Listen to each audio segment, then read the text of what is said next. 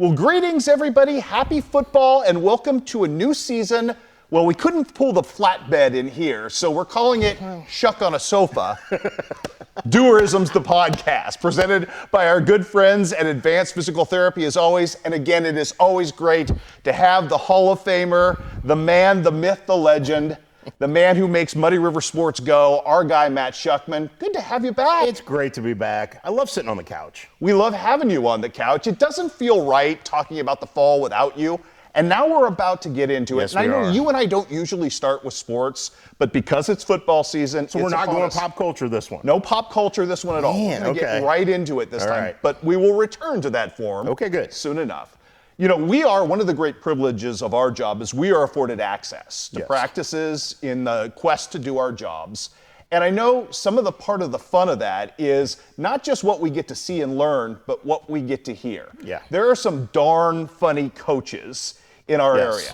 area who make practice incredibly entertaining for us, both now and in the past. And I wanted to kind of pick your brain, Okay. Matt, about some of your favorite places to visit Okay. and some of the most entertaining folks you've done. And let's start in the current. Do you have one of those places that when it pops up on your list, you go, I'm going to get football, but I'm going to get so much more? There's a couple that jumped right at when we talked about this leading in. Quincy Notre Dame is one because there's a couple things about that.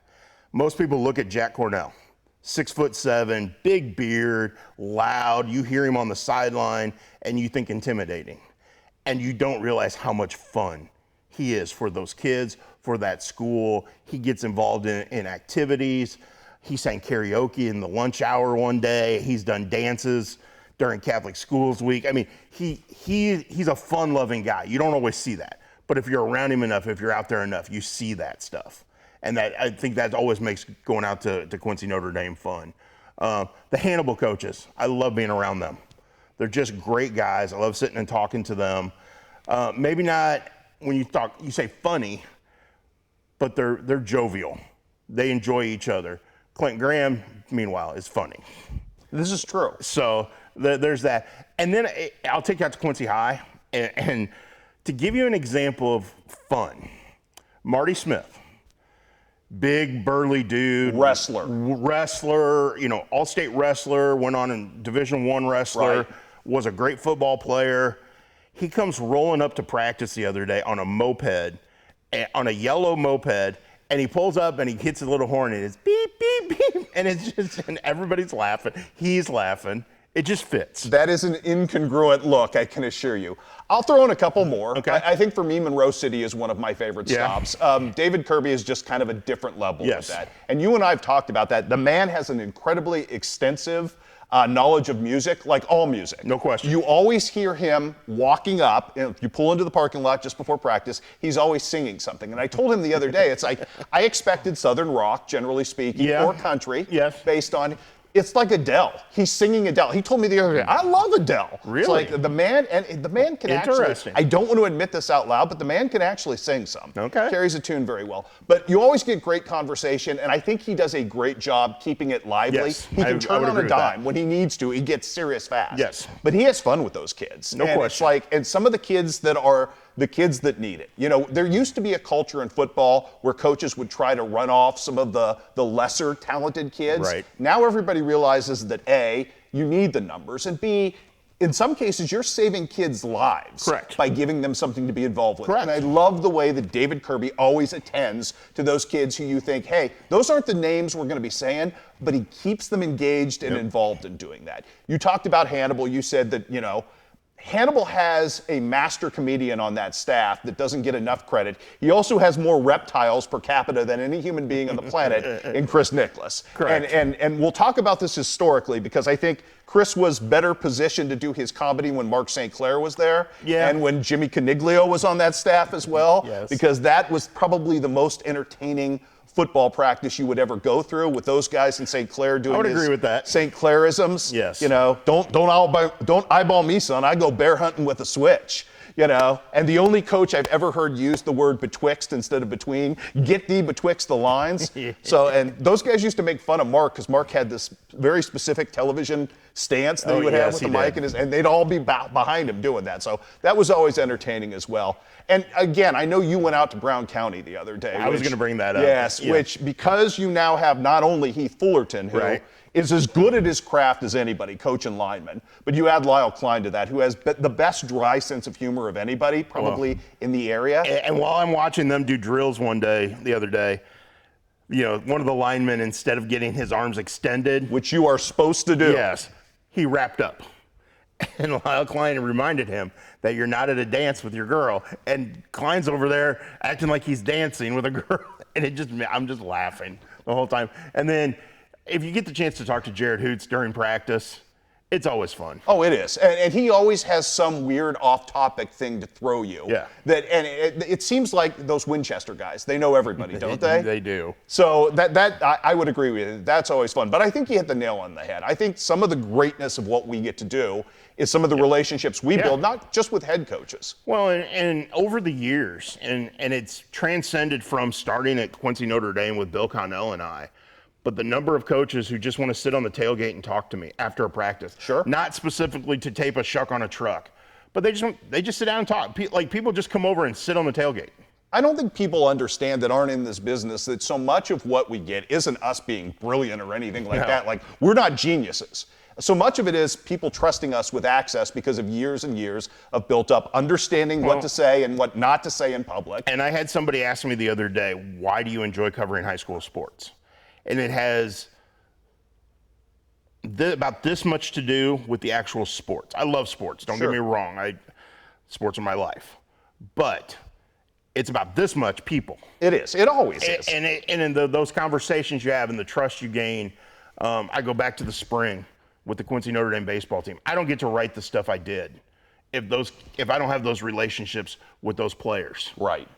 They all trusted me. Let's talk a little bit just outside of football before we get to historic staffs we've really enjoyed dealing with over the years. Quincy High Soccer, one of your favorite staffs to deal with in general? Oh, yeah. Anytime you get to talk to Chad Struck and make fun of him, which is always good. And he and Travis Stinkeller go back and forth. Ron Bridle is actually very funny. He's pretty serious when you see him at practice. But those guys they're such great guys, and their interactions together and then their interactions with their players, and that transcends from boys to girls soccer as well. If you watch what Dinkeller and Struck do with the girls as well, it's really neat. I had one of those relationships with Greg Reese because for 30 years he's been making fun of how skinny my legs are and the fact that I always skip leg day at the gym. Yeah. But that was always more fun for me, and I love that staff now. But it was always more fun when Chris George was a part of that staff, which was an all-time favorite. Well, that's comedic guy. You worked out with him. Well, and we both had skinny legs, and neither of us ever touched a sled. Now, Greg Reese is constantly giving me grief because he's yet to be on Shuck on a Truck. How is that even possible? Well, it just hasn't worked out. The couple times we've tried to set it up, and like last year during their state championship run, we always put the players on there. But if you go back and watch when we did the team Shuck on a Truck after they won the state title, the players piled into the truck and the bed of the truck. You got a guy sitting on the tailgate next to me. Where did Greg Reese sit? On my lap. And but most people don't notice it. But he is sitting on my lap. People don't realize that because he is so intense during games and because he has one of the best bellows he has a Mike Frey level bellow in being able to cut through whatever the elements are for players to hear him. He does that as well as anybody, and that's a little intimidating for people. People don't realize how funny Greg is. Oh, he's a riot, and he's so much fun to be around. He is. Again, it goes back to why do we do what we do at the level we do it? Because of the people, because we enjoy being around these people so much, which is why our wives never see us. Which is partially true, exactly. But I think some of that is Midwest, too, because we do have so many people who have dedicated their lives to young people. Yes. They're obviously not getting rich doing it. And I think there's an appreciation factor for anybody who works in those circles of what you give to it. No question. Again, you're talking about people who give their heart and soul to young people for a very small amount of money. Because it's not about the money. It's not about the check at the end of the day. No. It's about impacting kids' lives and giving back to communities that you grew up in. And if I had to ask you right now, is there a coach you don't like in the Tri-States currently? It'd be hard to come up with one at any level just because there are so many good people in this industry. Exactly. So let's move forward and talk about historically your favorite staffs historically. Yeah, you know where I'm going to go with this. I'm anxious for you to tell me about William Jefferson.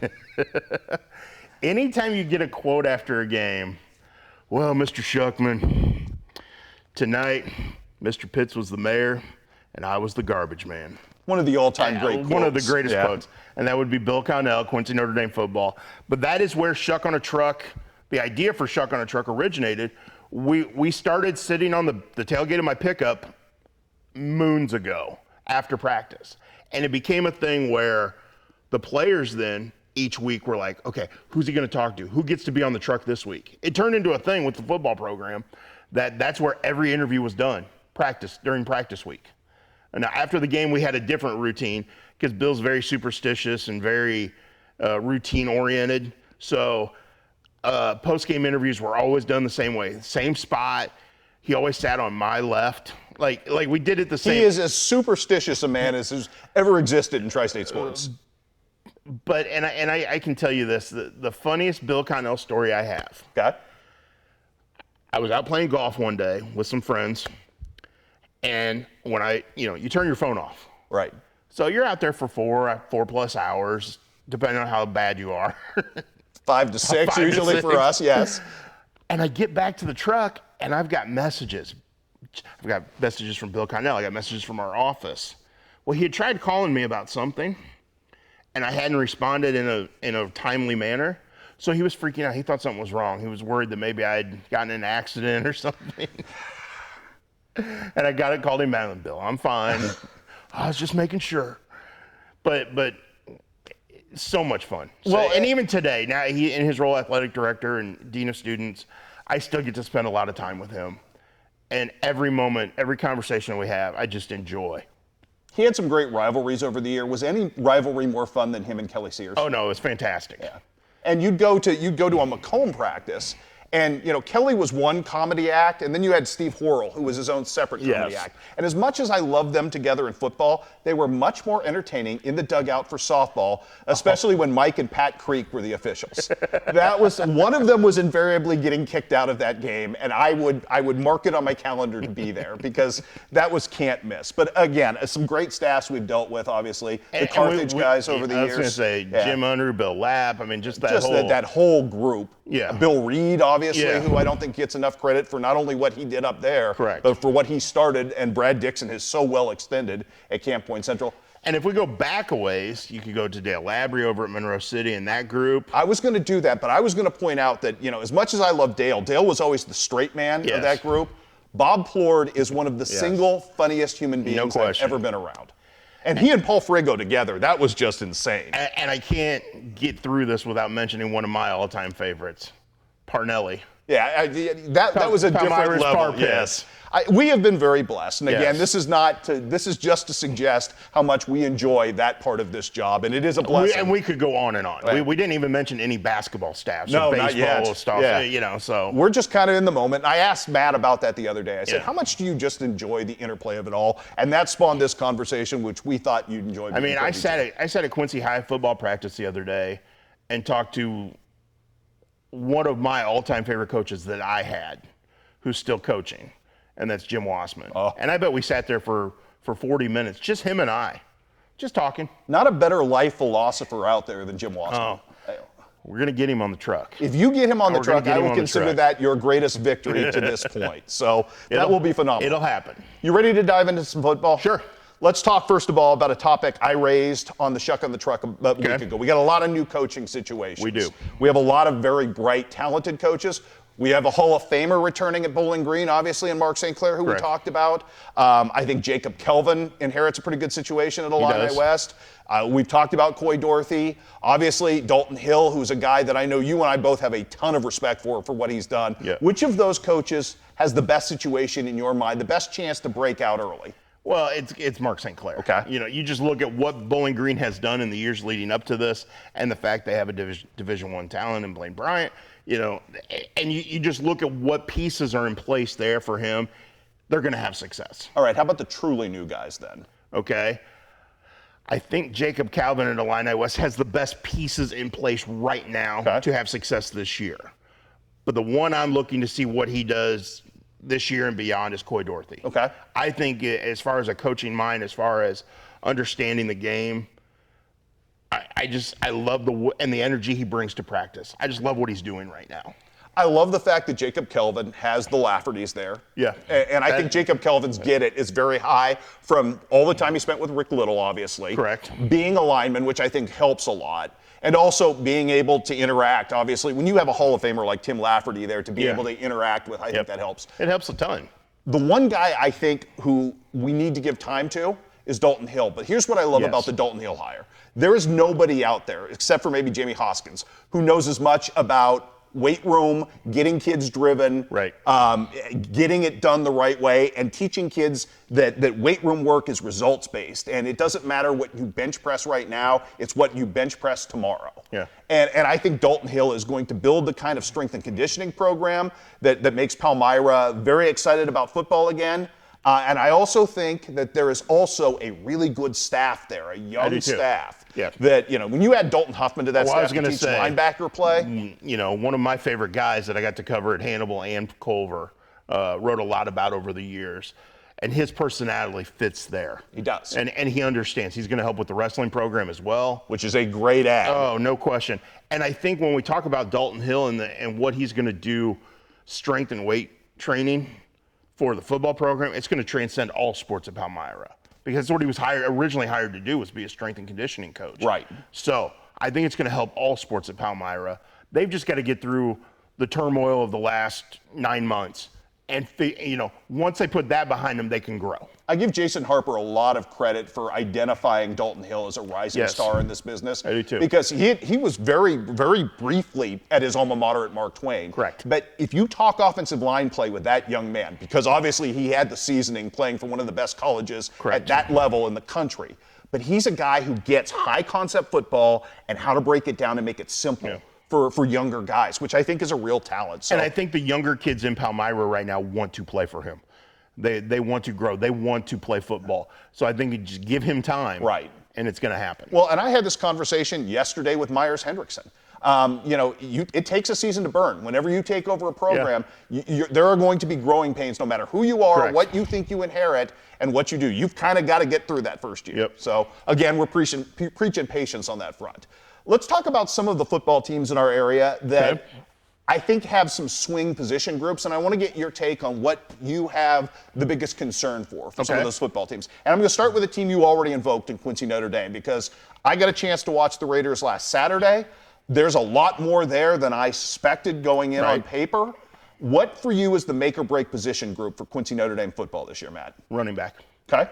They've got some size, they've got some experience on the offensive line. I think Noah Lunt brings you some intangibles at quarterback, and I think he's continuing to improve. You've got an Aiden Clouser on the outside. You've got some weapons you can use. A Gavin Dolman, who's lightning quick. You go to the defensive side, they always find linebackers. Talon Scott, I think, that would have been my concern, but I think you're right. I think they're well heeled at linebacker. So who's going to carry the bulk of the carries? Who's going to be the workhorse in the backfield? I think it remains to be seen. Okay. I know they've been working with Denver Bryant back there. They've got some other kids that are in the mix. Who's going to be the guy that when they need a yard or two says, I'm going to go get it, and we're going to get this first down? Offshoot question before I get to the next team. Is Wyatt Mueller the guy we should be talking more about with his safety play? Yes, okay. I think so. But I think that goes to the defensive side of things where you're set there. Because I think Wyatt Mueller's so good at safety. He's going to be an impact player. Let's hit the WIVC. I know you spent some time with Brown County, as we said. What concerns you there? Most. The thing is, I don't know if I have a big concern. Okay. From the standpoint of there's some question marks. Okay. Of how are they going to settle in offensively at skill positions? But they have the talent there to do it, especially when you look at a Tice Fullerton and see the improvement he's made. I think up front they're okay. Yeah. With a Dylan Hendricks and a Jack Anderson. Right. And I think on the defensive front, that makes them pretty good. Maybe linebacker, depending on who fits in there and who plays second, I agree with you, but here, I think from a broader concept idea, you got to find a defensive alpha because you lost perhaps one of the very best around. I don't want to say he's the best in the conference because the next team, Unity Payson, I'm going to get to, might have had the best defensive alpha around. Right. But I think you have to identify that person, and maybe it's Tice Fullerton. It might be. Based on where they're at. But to me, I think you have to find that guy. But I also think looking at what Brown County has right now and what's coming, look out in the next year or two. I think they're positioned to be that next good their team. Their freshman class is big in terms of numbers and size. Like, they got some big boys in that freshman class. Unity Payson is trying to make its 4th straight playoff appearance, which is really kind of under the radar, the nice job that has gone on there being consistent in Mendon, which isn't the easiest thing to do because you're dealing with a numbers game. Correct. What concerns you most with that team, which turns over a ton on the roster? Well, I think up front you're good. I would agree. Who's going to be your alpha on defense? Okay. I mean, you lose Brian Deeker. Is that Brady Mugi? Not at linebacker, though. Well, right, but does the alpha have to come from the linebacker position? Typically, yes. Okay. Typically, you want a thumper in the middle, because you got to remember, defensive lineman's job isn't to make tackles. No, it's to make your linebackers look good. You're there correct. You go. It's to plug things up. It's to make it hard for teams to run the ball, and then your linebackers, your safeties, they're the ones that clean everything up. You didn't say quarterback, which I also find interesting. Do you feel like they've got the right beat on it? I talked to Matt Woodworth a little bit yesterday, and he didn't seem all that concerned. He seemed to like the guys he had. Well, I think, and that's what I go to, is he doesn't seem concerned. Right. And I think they have playmakers on the offensive side of the football. The one guy I think who's going to have a big year is Cody Schaefer. Okay. I think he's set up to be really good. He's a super athlete, obviously. And, if you've watched him in basketball at all, watched him last year, he has that potential. I want to go. I'd be more concerned with Unity's defense than its offense right now. I want to go one more in Illinois with you, which I think is a team that obviously struggled last year, was young last year in Pittsfield. Yeah. What's your concern level there? Is it just trying to get veteran guys? Yeah, I mean, because you struggled, because of your building, and I think they're doing it the right way. Right.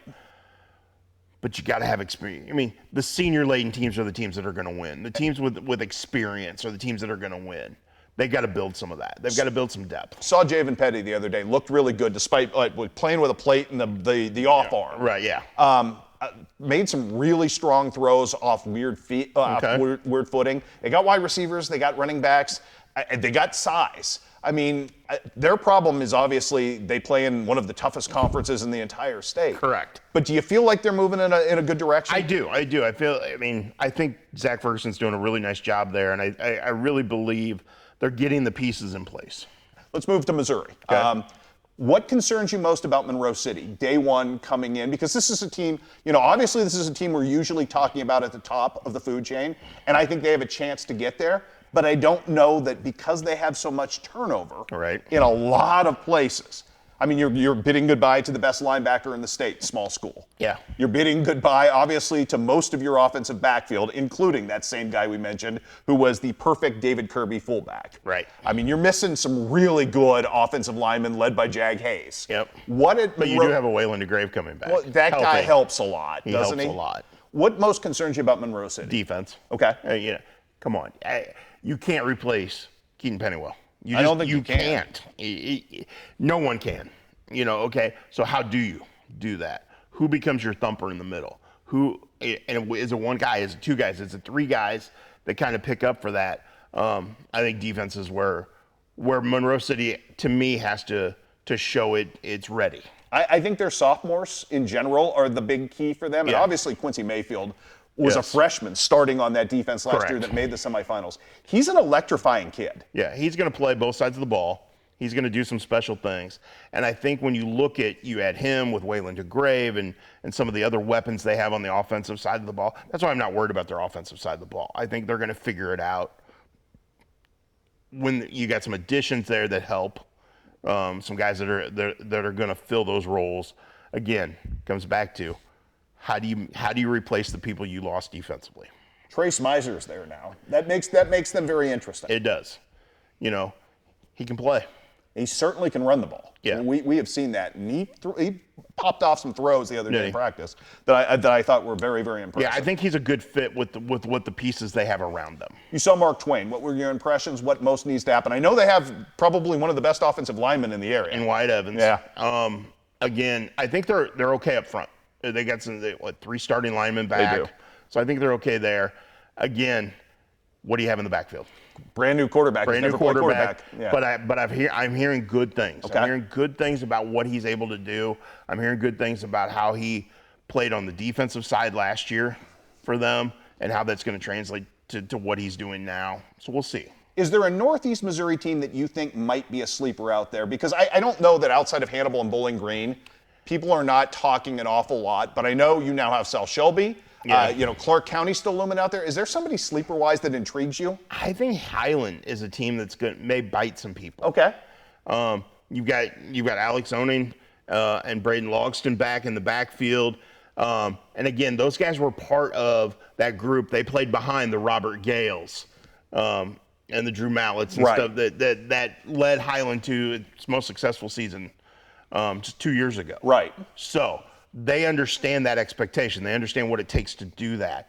And I think they're better than people think. And Caleb Barnesman's in his second year as head coach. That helps to have a little bit of stability there.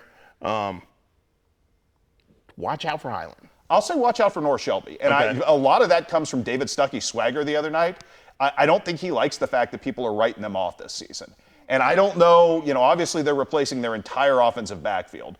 They got some dudes, though, defensively and up front that, they've got two of the best defensive ends probably you're going to find in 8-man football. So I think they're a team that's kind of sneaky good as well. Okay. All right, high school football, where are you night one?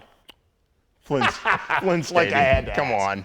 on. Quincy High versus Notre Dame. What's your excitement level for that game? I'm pretty excited. I'm excited to see what the Blue Devils do offensively because I think they're just going to roll people this season. I really believe this is a team capable of being the best team in school history.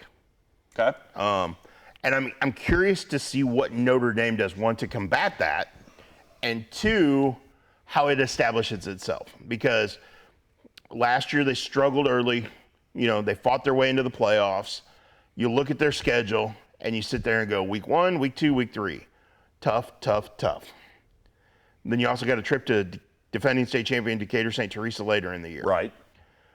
Well, that makes wins to get to the playoffs sketchy. It does? But that changes if you come out and put up a good performance against Quincy High. And that carries you over to the Richmond Burton and to the Muhammad Seymour games.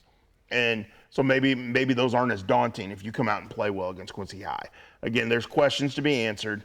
I want to see how they handle the athletes Quincy High is going to throw at them. And Quincy High is going to throw athletes at people every week. And if you get the chance, get out there and watch Braden Little throw the football with the guys he has. Between that and Hannibal Helias in week 1, Right. How many stars do you give week 1? A bunch. Okay. A bunch. Yeah. Those are two really great. And then you look at some other ones. We'll find out pretty quick about Brown County because they've got Greenfield, who everybody's talking about Greenfield being one of the best teams in the WIVC. That's week 1. We're going to find out pretty quickly about Illini West, too. Yeah. Right out of the gate. So, those are a couple of really... Yeah, week 1's going to be a lot of fun. Yeah, I would agree with you on that front. You want to shift gears a little bit? Sure. We haven't talked enough softball, I don't think, yet. Okay. And I think we've had some reinforcement this past week on the college front, just how good our players are. Obviously started with Lucy Pratt, signing with Lindenwood. Yep. Our old friend Aaron Schweda Brown, obviously the pride of Shelby County, reaching back into the area. Lucy Pratt was a really good left-handed pitcher last year for Monroe City. And obviously that's a Macy Fisher from Canton, who is a multi-talented athlete. Correct. Ends up pledging Kirkwood today. So we still have Kinsey Biggerstaff out there. We've got down the road Audrey Youngblood. Yeah. So from your standpoint, the talent level's pretty high in softball this year. It is, and we're talking about an area that produced a state champion last year. They did, and they could very well produce another state champion this year. I think when you look at the pieces Canton has, they could get back there. Well, it's 7 of 9 back, right? Yes. So they're well positioned. Monroe City is going to be very good. Palmyra has a new head coach with quite a pedigree of her own, so you expect Palmyra to get good, in time. Again, Northeast Missouri is really ripe with softball talent. But I'm real anxious to see Monroe City. Okay. That's the one that intrigues me right now. We kind of know what Canton is. I'm excited to see how good Monroe City is going to be. Anything else on the fall sports docket that you think hasn't been touched on enough? Well, we've already touched on soccer, so We we'll have. talk on that. We'll hit that more as we go forward. And we'll have next week will be very revealing, obviously, with Quincy Notre Dame PND right out of the gate. Correct. As we record this, we've got the Quincy Invitational coming up on Saturday on the boys golf side.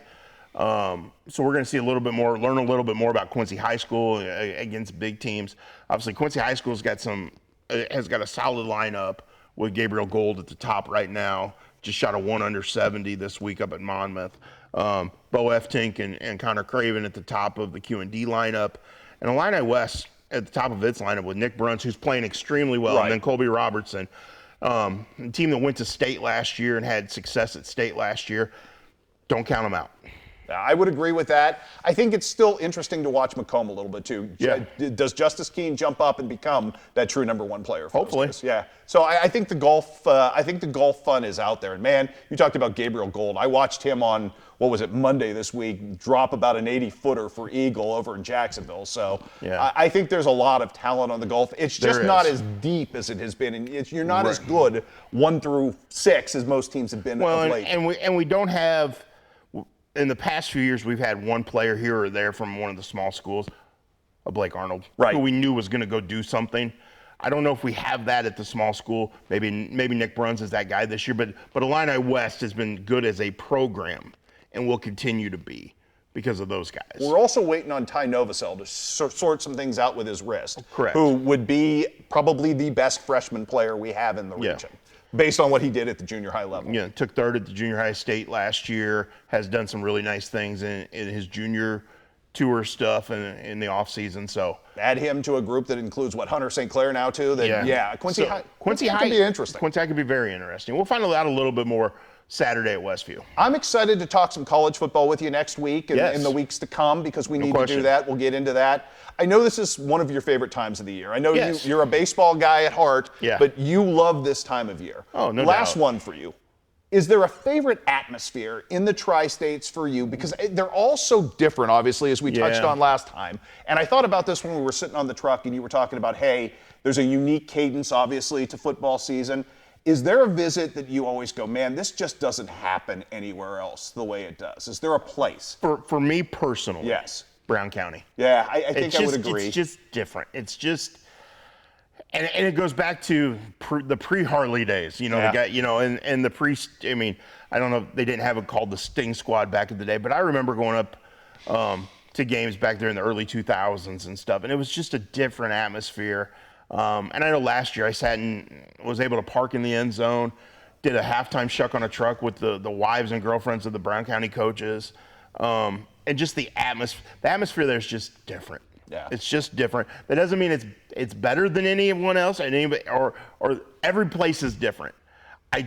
That's one I just always look forward to going to. I'd agree with you. I think that's uniquely special. I also think, despite the fact that, we had this rich tradition at Langford Field at Monroe City for years when the field faced the other direction and it was different. Right. And they built this new stadium and you wondered how much of that would be lost. They actually made it better. That stadium just feels like it's the heart of town now, that all eyes in town are on what's going on in Monroe City. Obviously, Monroe City football is always good. Correct. And it just feels like that level of attention. Yeah. And it agree with stops that. the moment. So, two really good ones. Are you excited for next Friday night? I am pumped. I'm ready. I'm ready for the next 10 weeks. And can't wait to get you back on the shuck on the sofa again to get this done. And we'll do that, and we'll get you back on the tailgate. And by the way, before we leave, I need to let you plug the fact that you've put together a magazine for people who want to fill in the dots, do all the advanced work on football season before it happens. When can they get that? Where can they find it? That will drop Friday Night Lights, brought to you by Refreshment Services Pepsi, will drop on our website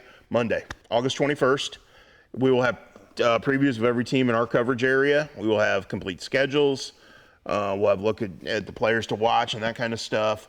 Working on some other tidbits to have in there. We hope to have all the information for your radio broadcast, your streaming, where you can find these teams. So if you can't get to a game, here's how you can find them. So Working on that, putting that together, so that'll drop on Monday. There you go. Let's get it done. It is time. We are ready. We will be here with you throughout the fall, into the obviously the winter. That's right. Basketball will be here before we know it. It's crazy, but I'm ready for football Friday night. I am too. Again, Matt Schuckman, Muddy River Sports Editor. I'm Chris Dewar. Again, our entire thanks to the great folks at Advanced Physical Therapy for making this work, because without them, no question, we're not sitting here. Again, we'll see you in 2 weeks right back here on the sofa with this guy.